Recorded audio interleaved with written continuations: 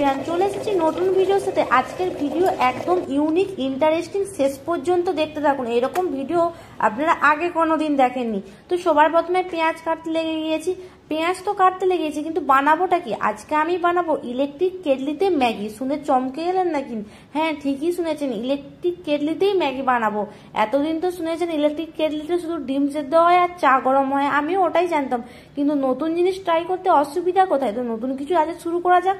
তো সবার প্রথমে পেঁয়াজ, বরবটি, টমেটো, কাঁচা লঙ্কা, ধনা পাতাকে একদম পাতলা পাতলা করে কুচি করে কেটে নিয়েছি। আর এদিকে আমি ইলেকট্রিক কেটলিটাও বের করে নিয়েছি। তো এটা আজকে আমি প্রথম উদ্বোধন করব। ভাগ্যিস আমার বর এটা প্রাইজ পেয়েছিল ড্রয়িং কম্পিটিশনে। আজকে গ্যাস শেষ হয়ে গেছে, তো এটা আজকে আমার খাবারের জোগাড় করে দিচ্ছে। তো সবার প্রথমে এটাকে সেট করে নেব। তো দেখুন এখানে এই পিনটা আর ওই যে পাতের যে পিন, ওই দুটো পিন একসঙ্গে ম্যাচ করে লাগিয়ে নেব। যদি ম্যাচ না হয় ওটা কিন্তু চালু হবে না। এরপর তো কারেন্ট লাগবেই, তো 3 পিন দিয়ে ওটাকে অন করে দিয়েছি আর গরমও হয়ে গেছে। এরপর পরিমাণ মতো জল দিয়ে দেব। জলটা কিন্তু আপনারা একটু বেশি দেবেন, কারণ যদি কম দেন কিন্তু নিচে লেগে গেলে ওর টেস্টটা একদম বেসাদ হয়ে যাবে, পুরা পুরা ভাব হয়ে যাবে। তো জল গরম হয়ে গেছে, এরপর ওর মধ্যে আমি ভেজিটেবিল অ্যাড করে দেবো। আর হ্যাঁ, এই রান্নাটা করতে গেলে বেসিক্যালি দুটো জিনিস মনে রাখবেন, কাঠের খুন্তি আর জুতো পরবেন অবশ্যই। এটা এমনিতে ইলেকট্রিক কেটলি, কারেন্টের সাহায্যে রান্না করছি, তো ওটা এমনিতে অ্যালুমিনিয়াম, তারপর জল ব্যবহার করছি।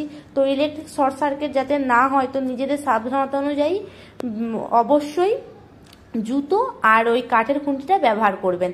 এরপর ওই সবজির ওপরে লবণ আর লঙ্কা গুঁড়ো দিয়ে আবার 2 মিনিটের মতো ভাপিয়ে নেব। আর হ্যাঁ, আরেকটা বেসিক্যালি জিনিস আপনাদের সাথে শেয়ার করছি। আমি যখন এই রান্নাটা করেছিলাম তখন হচ্ছে যখন প্রচুর প্রি হিট হয়ে যায়, ওটা আপনা আপনি ওর যে লাল সুইচটা অফ হয়ে যায়। আবার যখন নর্মাল টেম্পারেচারে চলে আসে তখন আপনা আপনি আবার চালু হয়ে যায়। তো দেখুন এদিকে আমার সবজিগুলো ভালোই সেদ্ধ হয়ে গেছে, আর আমি কিন্তু এখানে কোনো রকম তেল ইউজ করিনি। তো এটা কিন্তু শরীরের পক্ষে অনেকই হেলদি। তো বেশি কিছু মশলা এতে এর মধ্যে আমি অ্যাডও করিনি। এরপর আমি এর মধ্যে ম্যাগি দিয়ে দিচ্ছি। তো ম্যাগিগুলো আপনারা আপনাদের পরিমাণ মতো দেবেন। তো এবার সবকিছু ম্যাগি ট্যাগি দেওয়ার পর আমি এটাকে আবার ঘুরে অন করব। আর হ্যাঁ, এইরকম ম্যাগি রেসিপি কিন্তু আমরা ম্যাগি রেসিপি না, এইরকম লাইফস্টাইল হোস্টেল লাইফে অনেকেই করে, যে খাওয়ার পছন্দ হয়নি হোস্টেলের ভেতরে গিয়ে ইলেকট্রিক কেটলিতে কিছু বানিয়ে নেয়। তো ভাগ্যিস আমার গ্যাসটা শেষ হয়ে গেছে, তো আমিও এরকম হোস্টেল লাইফের মজাটা আমি এখানে বাড়িতেই নিয়ে নিচ্ছি। তো দেখুন আমার ম্যাগি এদিকে টকবক টকবক করে ফুটছে। এরপর আমি এর মধ্যে মশলা অ্যাড দিয়ে দেবো। তো এখানে আমি আর অন্য কিছুই দেবো না, শুধু জাস্ট ম্যাগি মশলাই দেবো। আর এখানে এত ছোট জায়গা, গোল মতো অংশ, তো তলায় একদম ম্যাগি পড়ে আছে। তো যার জন্য আমি ফোনটা যখনই সামনে নিয়ে যাচ্ছি, পুরো একদম ম্যাগির ভাব এসে আমার পুরো ক্যামেরার 12টা বাজিয়ে দিচ্ছে। তো যাই হোক, কিন্তু ম্যাগির গন্ধটা কিন্তু হেভি সুন্দর আসছে। তো আবার আরেকবার ভালো করে নেড়ে নিয়েছি। দেখুন কালারটা জাস্ট অসাধারণ হয়েছে। দেখুন গ্যাস শেষ হয়ে গেছে, তো খাওয়ার চিন্তা না করে সবসময় কি সুইগি বা জোম্যাটো থেকে অর্ডার করতে হবে? এরকম ইলেকট্রিক কেটলি থাকলে আপনারাও একবার বানিয়ে নিন না, খেতে কিন্তু জাস্ট দুর্দান্ত হয়েছিল। আর কালারটা দেখুন কি সুন্দর, তেল দেয়নি বা সেরকম ইউনিক কিছু মশলাও দেয়নি। তো বিনা সামান্য ম্যাগি মশলা দিয়ে এত সুন্দর ম্যাগি হয়েছে, সত্যি আমি জানতাম না। দেখুন কালারটা জাস্ট অসাধারণ। আর এটা কিন্তু শরীরের পক্ষে অনেক হেল্পফুল। তেল তো নেই বললেই চলে।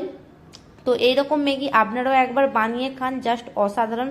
আর আমার ভিডিওটা যদি ভালো লাগে please like, comment, share, subscriber করবেন। আর যারা ম্যাগি লাভার, একরকম ম্যাগি খেয়ে খেয়ে বোর হয়ে গেছেন, অন্তত একবার এই রেসিপিটা ট্রাই করুন আর আমাকে জানাবেন কেমন হয়েছে। তো ভিডিওটা ভালো লাগলে ছোট্ট করে একটা লাইক করে দেবেন। ধন্যবাদ।